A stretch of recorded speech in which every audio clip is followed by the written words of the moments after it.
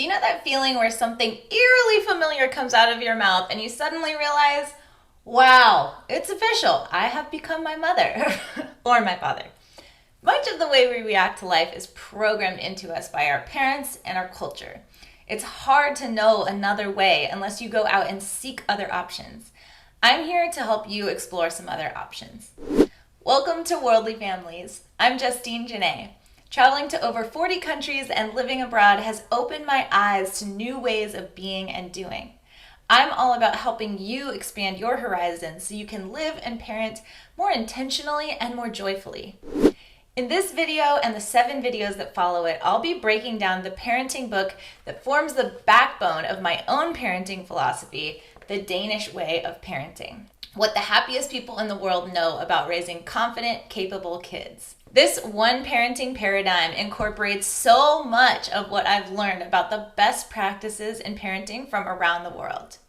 Just like the French have mastered food and indigenous cultures have mastered how to live in harmony with nature, the Danes have mastered parenting. Denmark is consistently ranked one of the happiest countries in the world for over 40 years since they've been measuring it. Meanwhile, the US has the pursuit of happiness written into our Declaration of Independence, and yet we don't even make the top 10, barely the top 20. Why are the Danes so happy? The secret is in their parenting. Happy parents raise happy kids who grow into happy parents raising happy kids. You can kickstart this virtuous cycle in your own family. The trick is to first do the inner work to deprogram yourself from the parts of your upbringing that aren't serving you or your kids and practice new ways of thinking and responding to become that deeply happy parent. Side note, whenever I say happy on this channel, I don't mean it in the sense of toxic positivity, that surface level smile plastered on your face as you squish all your negative emotions deep, deep down. And I don't mean momentary pleasure either. When I say happy, I mean it in the sense of true, genuine, underlying joy, resilience, emotional security, and an appreciation for life and all of its rich emotions. The Danish Way of Parenting is co-authored by Jessica Alexander and Ivan Sandal. Alexander is an American columnist and mom married to a Dane who wrote this book as an attempt to answer the question, what makes Danish kids and Danish parents the happiest people on earth? Sandal is a licensed psychotherapist and family counselor with a private practice outside of Copenhagen. When Jessica Alexander became a mom raising her kids in Denmark, she quickly realized that her husband, who was Danish, had much different default settings than she did. She also realized that she preferred the advice of her Danish friends and family to anything she read in American parenting books. It just worked better. But there were no Danish parenting books. To the Danes, it's just obvious. It's not Danish parenting, it's just parenting. A fish in water doesn't know what water is until it's not in the water anymore. Humans are naturally social creatures. We look to others to see what's the right way of doing things. But the right way varies from culture to culture. In the book, the authors give examples of some totally normal everyday occurrences that are not normal in the US. For example, in Italy, kids eat dinner at 9 p.m. and are found running around restaurants until midnight. In Norway, babies are left outside to nap, even in negative 20-degree weather. And in Belgium, kids can drink beer. What are some of our US American parenting practices that might seem bizarre to other cultures? For one, the US is the most individualistic country in the world. It's an extremely competitive society that glorifies the individual hero, the star quarterback over the team, the lead singer over the band, the famous CEO over the entire company. In parenting, we feel pressure to achieve, to perform, to make sure our kids are eating the right foods, going to the right schools, and participating in the right activities so they can become the next Tom Brady or Sarah Blakely. Stress and judgment levels are high. We are fish swimming in the waters of this competitive culture.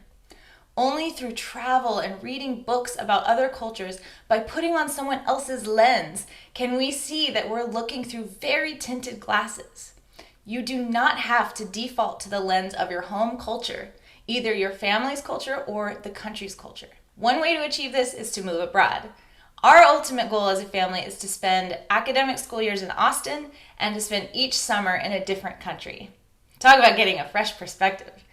But that's not always possible, as we saw during the pandemic. It's definitely more difficult to carve your own path in a culture where the norms are telling you one thing and you want to do another, like being a minimalist in a massively consumerist society, for example.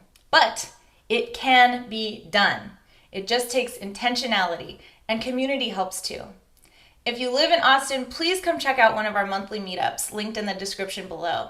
We have parents from around the world raising their kids with a multicultural, multilingual, mindful mindset.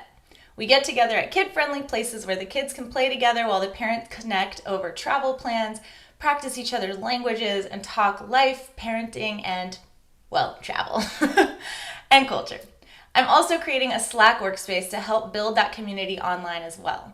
I'll link to it in the description below as soon as it's all set up, so please keep checking back. Please join so we can keep the conversation going, learn together, and support one another. I also highly recommend reading The Danish Way of Parenting and taking Eben Sandal's course on Udemy, both linked in the description below. Finally, I'll leave you with this little nugget of wisdom, a passage from the book, because they worded it so perfectly. Sometimes we forget that parenting, like love, is a verb. It takes effort and work to yield positive results.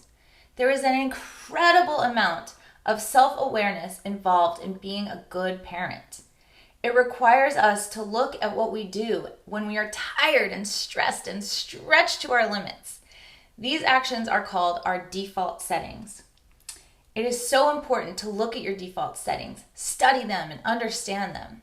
What do you like about how you act and react with your children? What don't you like? What are you doing that's just a repeat from your own upbringing? What would you like to change? Only when you see what your natural inclinations are as a parent, your default settings, can you decide how you want to change them for the better. In the following series of videos, I'll walk you through the acronym they use in the book, PARENT. It stands for play, authenticity, reframing, empathy, no ultimatums, and together and hygge. If you'd like to follow along, please subscribe and click the bell to be notified every time I release a new video. Make it an incredible day, and I'll see you in the next video.